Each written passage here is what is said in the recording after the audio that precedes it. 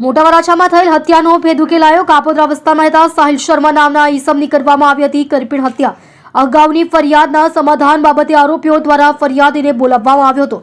ફરિયાદીને સમાધાન માટે બોલાવી આરોપીઓએ કર્યો જીવલેણ હુમલો। હુમલાની ઘટનામાં ફરિયાદીનું થયું મોત। હત્યાનો ગુનો નોંધી ઉત્તરાયણ પોલીસે શાળા બનાવી બંને આરોપીઓની કરી ધરપકડ। તમે જોઈ રહ્યા છો સૌથી પહેલા ખબર આપતી સેવા ન્યૂઝ ચેનલ, સબ એડિટર મીઠારામ માલીની સાથે।